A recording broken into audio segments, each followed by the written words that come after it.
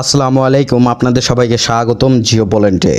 বন্ধুরা, একদম শেষ মুহূর্তে এক ভয়ঙ্কর পরিস্থিতির সামনে দাঁড়িয়ে আছে গোটা পৃথিবী, যেখানে যে কোনো মুহূর্তে বেজে উঠতে পারে তৃতীয় বিশ্বযুদ্ধের সাইরেন। মধ্যপ্রাচ্যের বুকে যে আগুন জ্বলছিল তা এবার শুধু ইসরায়েল আর ফিলিস্তিনের মধ্যে সীমাবদ্ধ নেই, বরং সরাসরি আমেরিকার সঙ্গে ইরানের এক সংগ্রামের শুরু করে দিয়েছে। আপনারা জানলে অবাক হবেন, আমেরিকার প্রেসিডেন্ট ডোনাল্ড ট্রাম্প নিজেই স্বীকার করেছেন যে এই যুদ্ধের আগুন তিনি নিজেই জ্বালিয়েছিলেন এবং নিজেই শেষ করতে চাচ্ছেন, কারণ তিনি কোনোভাবেই ইরানকে পারমাণবিক শক্তির অধিকারী হতে দিতে চান না।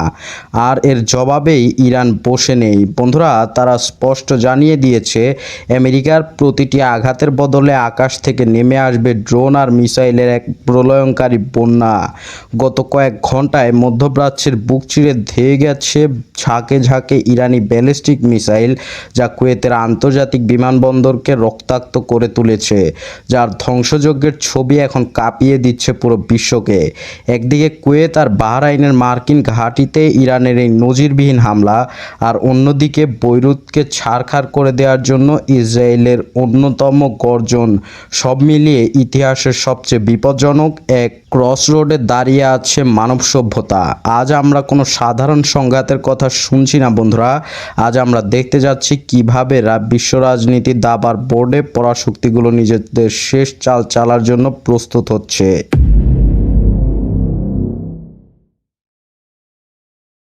বন্ধুরা, ঘটনার শুরুটা হয়েছিল হরমুজ প্রণালীতে, যেখানে একটি তেলের ট্যাঙ্কারকে কেন্দ্র করে মার্কিন বাহিনী হঠাৎ করেই চরম আগ্রাসী রূপ ধারণ করে। আমেরিকা দাবি করে ইরান তাদের আন্তর্জাতিক নিষেধাজ্ঞা অমান্য করে সমুদ্রপথ ব্যবহার করছে এবং সেই অজুহাতে মার্কিন যুদ্ধজাহাজ থেকে একটি অত্যন্ত বিধ্বংসী হেলফায়ার মিসাইল নিক্ষেপ করা হয়। এই মার্কিন হামলায় ইরানের কিশমিশ দ্বীপের কিছু সামরিক স্থাপনা ক্ষতিগ্রস্ত হওয়ার পরপরই ক্ষোভে ফেটে পড়ে ইরানের ইসলামিক গার্ড বা আইআরজিসি। বন্ধুরা, আপনারা শুনলে শিউর উঠবেন যে ইরান তারা সরাসরি আমেরিকার মিত্র দেশ এবং মার্কিন ঘাঁটিগুলোকে টার্গেট করে হামলা শুরু করে দিয়েছে ইতোমধ্যেই, এবং ভয়ঙ্কর হামলা করেওছে। সামনেও যত সম্ভব কিছু হামলা হতে পারে। বুধবার সকালে কুয়েতের আন্তর্জাতিক বিমানবন্দরে গিয়ে আঘাত হানে ইরানের 13টি অত্যাধুনিক ব্যালিস্টিক মিসাইল এবং 17টি আত্মঘাতী ড্রোন, যার আঘাতে বিমানবন্দরের একটি বিশাল টার্মিনাল ধোঁয়ার অন্ধকারে হারিয়ে যায় এবং ধসে পড়ে অনেক স্থাপনা। এই ভয়ঙ্কর হামলায় একজন ভারতীয় নাগরিক নিহত হয়েছেন এবং আহত হয়েছেন অন্তত 67 জন, যা গত এপ্রিলের যুদ্ধবিরতির পর উপসাগরীয় অঞ্চলে প্রথম বড় কোনো রক্তপাতের ঘটনা। বন্ধুরা, শুধু কুয়েত নয়, বাহরাইনের অবস্থিত মার্কিন পঞ্চম নৌবহরের সদর দপ্তরকেও লক্ষ্যবস্তু করা হয়েছে এবং সেগুলোতেও হামলা করা হয়েছে। যদিও আমেরিকা দাবি করছে তারা বেশ কিছু মিসাইল মাঝপথেই ধ্বংস করে দিয়েছে, কিন্তু ইরানের সর্বোচ্চ নেতার সামরিক উপদেষ্টা মোহসেন রেজাই টুইট করে আমেরিকাকে এক যে চরম হুঁশিয়ারি দিয়েছেন তা শুনলে বুক কেঁপে উঠবে। তিনি বলছেন, আমেরিকা ছোড়ো প্রতিটি বুলেটের জবাবে ধেয়ে যাবে মিসাইলের প্লাবন এবং আক্রমণকারী ভয়ঙ্কর সব মিসাইল। আমেরিকা ইট মারলে আমরা পাটকেল মারব।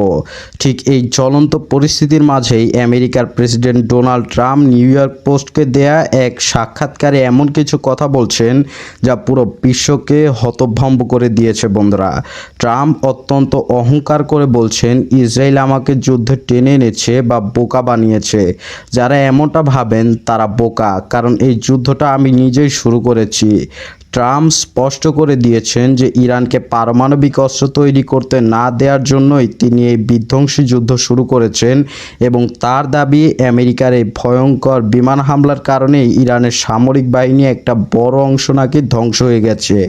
ট্রাম্প আরও দাবি করছেন যে ইরান নাকি ইতোমধ্যেই পারমাণবিক অস্ত্র না বানানোর শর্ততে রাজি হয়েছে, যদিও ইরান এই বিষয়ে এখনও কোনো আনুষ্ঠানিক বিবৃতি দেয়নি। বন্ধুরা, ট্রাম্পের এই ঐতিহ্যপূর্ণ বা বক্তব্য এটাই প্রমাণ করে যে আমেরিকা বিশ্বজুড়ে শান্তি প্রতিষ্ঠার কথা বললেও আসলে তারা নিজেদের স্বার্থে যে কোনো দেশের উপর যুদ্ধ চাপিয়ে দিতে একটুও দ্বিধাবোধ করবে না।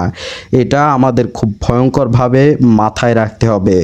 অথচ ইতিহাসের দিকে তাকালে দেখা যায় ইরান সবসময় আলোচনার মাধ্যমে সমাধান চেয়েছে, কিন্তু পশ্চিমাদের ক্রমাগত উস্কানি আর নিষেধাজ্ঞার কারণেই আজ মধ্যপ্রাচ্যে এক মহাশ্মশানের পরিণত হতে চলেছে আমেরিকানের কিছু মহাঘাটে, যেগুলো নিয়ে আমেরিকা দম্ভ করত বছরের পর বছর।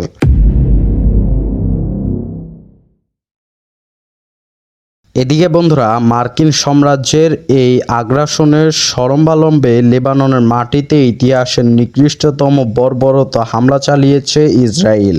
লেবাননের দক্ষিণাঞ্চলীয় শহর টায়ার এবং নাবিহাতের উপর দিন রাত 24 ঘন্টায় ইসরায়েলি যুদ্ধবিমান থেকে টনকে টন বোমা ফেলা হচ্ছে, যার আঘাতে পুরো শহরের পর শহর মাটির সাথে মিশে গেছে। বন্ধুরা, নির্মমতার এক হৃদয় বিদারক দৃশ্য দেখা গেছে ওয়ার্নিজিন শহরে, যেখানে ইসরায়েলি বোমায় একই পরিবারের মা, বাবা এবং তাদের চারটি নিষ্পাপ সন্তান প্রাণ হারিয়েছেন। ইব্রাহিম আর জুই একসাথে ভিতরে ঘুমাচ্ছিলেন। এগুলো হচ্ছে সেই পরিবারের সন্তান যারা ঘুমন্ত অবস্থাতেই মারা গেছেন। বন্ধুরা, বেনিয়ামিন নেতানিয়াহু সমস্ত আন্তর্জাতিক আইনকে বুড়ো আঙুল দেখিয়ে লেবাননে রক্তগঙ্গা বইয়ে দিয়েছেন।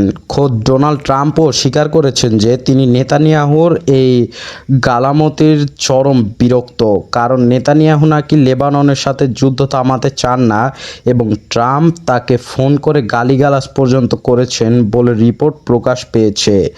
কিন্তু বন্ধুরা, এই যুদ্ধ আর ধ্বংসযজ্ঞের আড়ালে লুকিয়ে আছে এক ভয়ঙ্কর এবং কুৎসিত ব্যবসার গল্প, যা শুনলে আপনাদের চোখ কপালে উঠবে।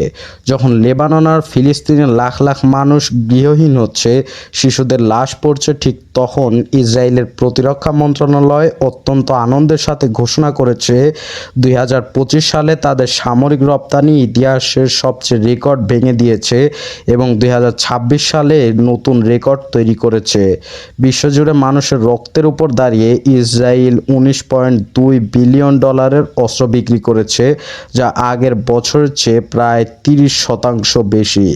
ইসরায়েল নিজে গর্ব করে বলছে যে 2023 সালের অক্টোবর থেকে তারা যে একাধিক ফ্রন্টে যুদ্ধ করছে, সেটাকে তারা বিশ্বমঞ্চে তাদের তৈরি অস্ত্রের লাইভ ডেমো বা কার্যকারিতা প্রদর্শনের বড় সুযোগ হিসাবে ব্যবহার করেছে। অর্থাৎ নিরীহ মানুষের উপর বোমা ফেলে তারা প্রমাণ করেছে যে তাদের মিসাইল আর রাডার কত নিখুঁতভাবে কাজ করে। আর সেই রক্তের দাগ মাখা অস্ত্র কিনতে হুমড়ি খেয়ে পড়েছে ইউরোপের তথাকথিত সভ্য দেশগুলো এবং তাদের সামরিক বাহিনী। বন্ধুরা, ইসরায়েলের এই মোট অস্ত্রের 53% বিক্রি হয়েছে বড় বড় মেগা ডিলের মাধ্যমে, যার মাধ্যমে 1/4 হলো আকাশ প্রতিরক্ষা ব্যবস্থা এবং অস্ত্রের সবচেয়ে বড় ক্রেতা হলো ইউরোপের দেশগুলো, যারা মোট অস্ত্রের 36% কিনেছে। যে ইউরোপ আমেরিকার মুখে মানবাধিকারের বুলি আওড়ায়, তারাই আজ ইসরায়েলের এই নির্মম অস্ত্র কিনছে এবং সেগুলো ব্যবহার করছে এবং টাকা দিচ্ছে ইসরায়েলকে যুদ্ধ চালানোর জন্য।